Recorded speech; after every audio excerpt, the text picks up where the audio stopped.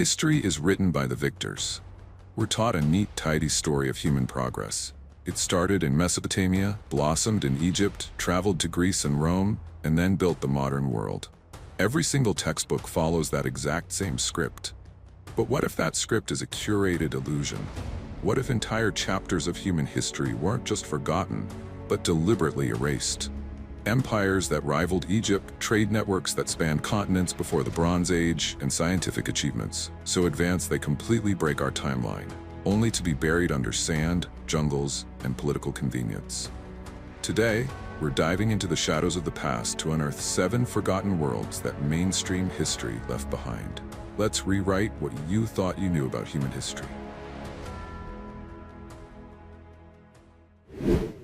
Now, let's travel back in time over 5,000 years to the arid Supa Valley on the coast of Peru. While the ancient Egyptians were busy laying the foundation for their first great dynasties across the Atlantic, an entirely different kind of monumental society was quietly rising in South America, one that would completely shatter our traditional understanding of how human civilization begins. This is the sacred city of Caral. When we think of the world's earliest urban centers, our minds automatically conjure images of bronze weapons, towering defensive walls, and brutal territorial conquests. For centuries, mainstream history has fed us a very specific narrative, that civilization is born from conflict, hierarchy, and bloodshed. But Caral completely destroys that assumption. As archaeologists first began unearthing this massive complex, consisting of colossal earthen pyramids, sunken circular plazas, and intricate underground ventilation systems, they braced themselves to find the usual markers of ancient power: armories, fortifications, and battle scars on human remains. But after decades of excavation, they found something astonishing. No weapons of war, no defensive walls, 0 traces of trauma or violence. Think about the profound weight of that discovery for a moment. Caral was a sprawling, highly sophisticated society that thrived for centuries completely without an army. Instead of dominating their neighbors through fear and steel, the builders of Caral constructed their entire world on a foundation of commerce, culture, and spiritual harmony. They created a vast, peaceful trade network, exchanging abundant coastal resources like fish and cotton nets with highland communities for food, textiles, and rare minerals. Rather than spending their wealth on instruments of death, the people of Caral invested in community spaces, grand amphitheaters, and art. During excavations, archaeologists recovered dozens of beautifully crafted flutes made from pelican and condor bones, alongside intricately woven textiles. These weren't the artifacts of a warlike empire. They were the legacy of a people who valued music, celebration, and collective well-being above conquest. So, why isn't Caral a household name? Why don't textbooks dedicate entire chapters to the oldest known civilization in the Americas? Because Caral represents an anomaly that traditional historical models struggle to accommodate. For generations, Eurocentric and conflict-driven frameworks have taught us that human beings require coercion, inequality, and war to scale up from villages into massive cities. Caral proves that hypothesis entirely wrong. It stands as a majestic, silent testament to the fact that our ancient ancestors didn't just know how to conquer one another, they also knew how to cooperate, innovate, and live in lasting peace. And that is a chapter of human history we cannot afford to let stay buried. Leaving the dusty valleys of Peru behind us, let's travel halfway across the globe to the shimmering azure waters of the Persian Gulf. For thousands of years, ancient Mesopotamian texts spoke of a mythical paradise, a holy land where disease did not exist, where the lion did not kill, and where the gods supposedly retreated to find peace. They called this place Dilmun. For centuries, modern historians dismissed it as pure fiction, a Bronze Age fairy tale dreamed up by Sumerian poets. But they were wrong. Dilmun wasn't a myth, it was real. And beneath the sands of modern-day Bahrain, it was once one of the most powerful and influential trade empires on Earth. If you were to walk across the landscape of Bahrain today, you wouldn't just see sand and modern cities. You would see something that will completely blow your mind. Fields of ancient burial mounds stretching as far as the eye can see. In fact, Bahrain holds the highest density of ancient graves on the entire planet, over 100,000 individual burial mounds dotting the desert horizon. These aren't just simple graves, they are massive, sophisticated two-story stone tombs built for an elite ruling class, proving that Dilmun was the seat of a massive, thriving civilization. So what made Dilmun so wealthy and important? Location, location, location. Sitting right in the middle of the Persian Gulf, Dilmun became the ultimate Bronze Age Silicon Valley. It acted as the vital commercial middleman connecting the great empires of Mesopotamia to the west with the massive urban centers of the Indus Valley civilization to the east. Ships laden with copper, ivory, pearls, and precious stones anchored at Dilmun's bustling ports daily. But their brilliance went far beyond trade. The people of Dilmun mastered an environment that should have been completely uninhabitable. They tapped into a unique, natural, artesian freshwater spring system, flowing right from the seabed and desert floor, developing advanced irrigation and water management networks that allowed agriculture to flourish in the middle of an arid desert. They developed their own unique writing system, crafted stunning stamp seals used for international trade contracts, and built massive fortified administrative centers like the Caral al-Bahrain. So why did mainstream history almost manage to erase them? Because as trade routes shifted and neighboring empires collapsed, Dilmun was slowly abandoned, swallowed by the desert sands, and reduced to a footnote in translation dictionaries. Modern Eurocentric history preferred to focus on the empires that conquered with swords, rather than the master traders who built an international economy through diplomacy and commerce. But the thousands of silent mounds standing guard in Bahrain tell a different story, reminding us that the true power of the ancient world wasn't just built on blood and conquest, but on connection. Now, let's cross the Atlantic and journey into the heart of the Sahara Desert, to the sun-baked sands of Sudan. When most people think of ancient African pyramids, their minds instantly fly north to Giza and the Valley of the Kings in Egypt. But what if I told you that the country with the most pyramids on Earth isn't Egypt at all? It is Sudan, home to a brilliant, fierce, and technologically advanced empire that Eurocentric history tried desperately to sweep under the rug, the Kingdom of Kush. Flourishing along the banks of the Nile for over 1,000 years, Kush was not a minor offshoot or a lesser copy of Egypt. It was a massive sovereign superpower in its own right. In fact, the relationship between Kush and Egypt was a complex dance of trade, culture, and intense rivalry. The Kushites weren't just influenced by Egypt. They frequently conquered it. During the 8th century BCE, Kushite monarchs, famously known as the Black Pharaohs, marched north, took the crown of Egypt, and ruled the entire Nile Valley as its 25th dynasty. Capital cities like Nabta and Meroe served as vibrant hubs of wealth, art, and innovation. Meroe, in particular, became one of the greatest iron-smelting capitals of the ancient world. Long before the European Industrial Revolution, Kushite metallurgists were producing weapons and tools superior to anything found in Rome or Greece, earning Meroe the title of the Birmingham of Africa. They developed their own distinct writing system, Meroitic script, which still holds secrets we are working to fully decipher today. So why did mainstream 19th century history books try so hard to diminish Kush? Because colonial archaeologists and historians simply could not accept that a black African civilization could build towering pyramids, master advanced iron technology, and conquer the mighty pharaohs of Egypt.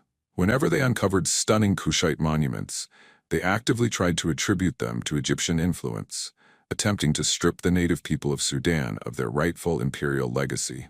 Today, standing in the desert of Meroe, you can see dozens of steep, sharp-angled pyramids piercing the horizon, glowing fiery red under the African sun. They are silent, majestic witnesses to an empire that refused to be erased. The Kingdom of Kush reminds us that the true story of human achievement is far more diverse and globally distributed than traditional textbooks ever dared to teach. Now, let's travel eastward from the Nile into the rugged highlands and fertile plains of southwestern Iran, right into the heart of a superpower, that stood toe-to-toe with the greatest empires of antiquity. While most history books focus exclusively on the familiar names of Mesopotamia, Sumer, Babylon, and Assyria, they almost always gloss over their eternal, equally powerful rival, the civilization of Elam. For over 2,000 years, Elam was a dominant force in the ancient Near East. Located strategically between the Iranian Plateau and the Tigris-Euphrates basin, the Elamites were a distinct people, with a completely unique language, isolate that still baffles modern linguists, sharing no known roots with any other language family on Earth. They were master builders, brilliant metallurgists, and fierce warriors who routinely invaded Mesopotamia, looted Babylonian cities, and even kidnapped their statues, demanding respect and tribute from the kings of Sumer. One of their most awe-inspiring architectural masterpieces still stands today in Khuzestan, Iran, the ziggurat of Chogha-Zanbil. Rising like a stepped mountain out of the desert plain, this massive brick monument is one of the few surviving ziggurats outside of Iraq, featuring thousands of baked bricks stamped with Elamite cuneiform script, declaring devotion to their gods.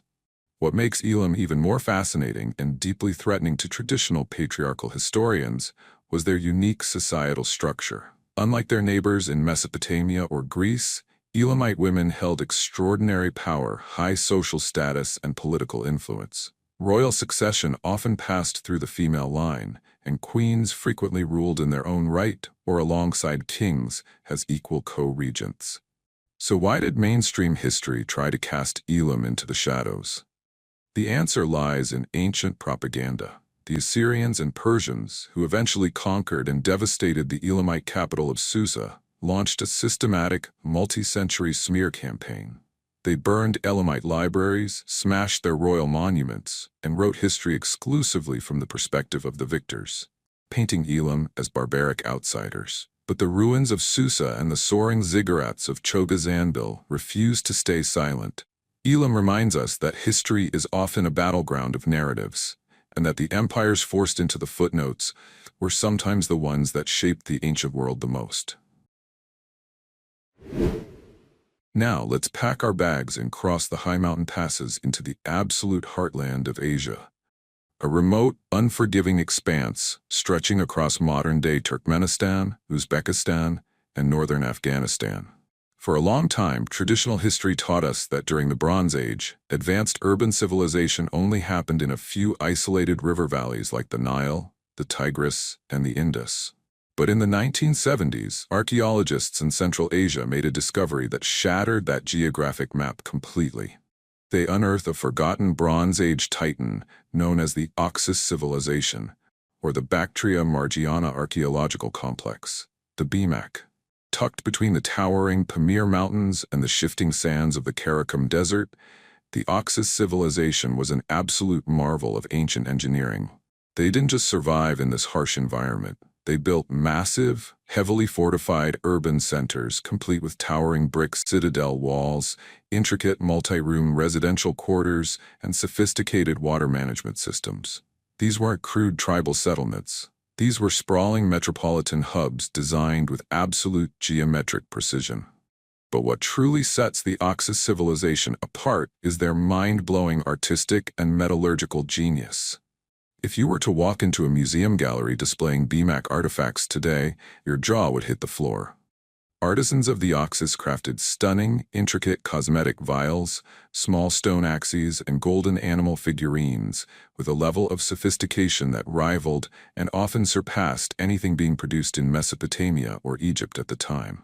They carved elaborate stone vessels from chlorite and limestone, inlaying them with precious turquoise and lapis lazuli, sourced through vast trade networks that stretched all the way from the Mediterranean to the borders of China. They were the supreme master craftsmen of the Bronze Age silk routes before the Silk Road even officially existed. So why did mainstream history almost entirely erase them from our school books? The answer comes down to a massive geographic and cultural blind spot. For centuries, Eurocentric and Sinocentric historians focused exclusively on the western edges and the far eastern borders of the Eurasian continent, completely ignoring the vast, rich interior. Because the Oxus civilization didn't leave behind a monumental written archive or famous kings mentioned in biblical texts, they fell right through the cracks of traditional historical study. But the silent gold and bronze artifacts left behind in the Central Asian dust tell an undeniable truth. They remind us that advanced civilization, brilliant art, and global trade flourished deep in the heart of Asia long before history ever decided to write it down. Now, let's pack our bags and journey eastward across the massive expanse of the Eurasian continent, straight into the heart of Sichuan, China. For centuries, standard history books taught a very clean, straightforward narrative about the origins of Chinese civilization. It supposedly began exclusively in the fertile basin of the Yellow River in the north, spreading outward in a uniform homogeneous line. But in 1986, local workers digging for clay in a quiet village stumbled upon something that completely shattered that neat textbook script, forcing historians to throw away their old maps and rewrite the timeline completely. They uncovered the astonishing, otherworldly culture of Sanxingdui. When archaeologists began excavating the sacrificial pits of Sanxingdui, they pulled out artifacts that looked like they belonged in a science fiction movie rather than ancient China. They found massive, oversized bronze human masks featuring skin-tight facial structures, square jawlines, and strikingly exaggerated bulging eyes with pupils that protruded outward like cylinders, alongside gigantic, flaring ears.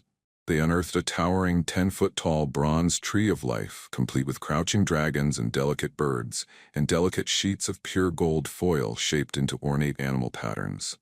The sheer technical brilliance of these metal castings left metallurgists completely speechless. These weren't crude, primitive objects. They were complex, high-zinc alloy bronze masterpieces created with an advanced metallurgical technology that shouldn't have existed in that region at that time. But the most disruptive element wasn't just how these artifacts looked, it was where they were found. Sanxingdui flourished in the Sichuan Basin at the exact same time as the Shang dynasty in the north. Yet its artistic style, religious rituals, and iconographies bore zero resemblance to traditional Chinese dynastic art. They had their own distinct belief systems, their own political hierarchy, and a culture so radically unique that it stunned the academic world. So, why did mainstream history struggle with Sanxingdui for so long? Because it broke the comfortable myth of a single, monolithic origin for ancient China. It proved that ancient China was actually a vibrant, multi-regional mosaic of brilliant, independent civilizations developing parallel wonders far away from the traditional imperial centers. The giant bronze eyes of Sanxingdui stare out across the centuries, acting as silent, unblinking witnesses to a lost world. They remind us that the ancient past was far more diverse, mysterious, and interconnected than our school books ever dared to imagine. Now, for our final and perhaps most mind-bending stop, let's pack our bags and journey deep into the hyper-arid, scorching sands of the Nubian Desert in southern Egypt. For generations, when people think of ancient Egyptian astronomy and monumental stone architecture, their minds instantly fly to the Giza pyramids and the majestic temples of Luxor, built along the fertile banks of the Nile. But thousands of years before the first pharaoh ever placed a crown upon his head, an ancient, forgotten people out in the middle of nowhere built something that completely rewrites the timeline of human science: the megalithic stone circle of Nabta, Playa. Today, this site sits in one of the most desolate, lifeless deserts on Earth.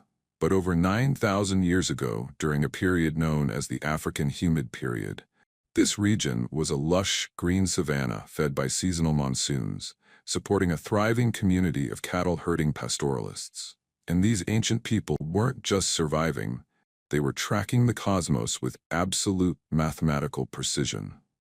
Scattered across the desert floor at Nabta Playa, you'll find several rows of megalithic stones and a stone circle that predates England's famous Stonehenge by more than 2,000 years. Composed of carefully shaped sandstone blocks hauled from miles away, this ancient observatory was meticulously aligned to track the summer solstice, marking the crucial arrival of the life-giving summer monsoon rains. They also built complex stone calendars and alignment markers that tracked specific stars, including Sirius and constellations in Orion and Ursa Major, serving as an ancient astronomical clock in the middle of the wilderness. What makes Nabta Playa so profoundly disruptive to mainstream historical narratives is the sheer level of intellectual sophistication it demands. Traditional history often assumes that complex astronomy, advanced geometry, and large-scale megalithic engineering only emerged after societies became urbanized states with writing systems and powerful kings. Yet here we have nomadic pastoralists, living thousands of years before the pharaohs, mastering the movements of the stars long before urban civilization ever touched the Nile Valley. So, why does mainstream history largely ignore or gloss over Nabta Playa in standard textbooks? Because it challenges the neat, linear narrative of human progress. It forces us to admit that our ancient ancestors possessed brilliant scientific minds and deep cosmic awareness far earlier than we ever dared to believe. As we look out across the fallen stones of Nabta Playa under the vast desert night sky, we realize that human curiosity didn't start with empires or written records. It started out here in the dust, looking up at the stars, trying to find our place in the universe. As we close the book on these 7 forgotten civilizations, one undeniable truth remains. History is not just a neat, linear story written by the victors. It is a vast, messy, and infinitely richer mosaic than our standard textbooks ever admit. From the high-altitude temples of Caral to the desert stargazers of Nabta Playa, these brilliant societies built empires, mastered the cosmos, and created breathtaking art, only to be pushed into the shadows by the propaganda of time. But stone by stone, artifact by artifact, their voices are finally breaking through the silence. They remind us that the human story is far deeper, stranger, and more magnificent than we were ever taught to believe.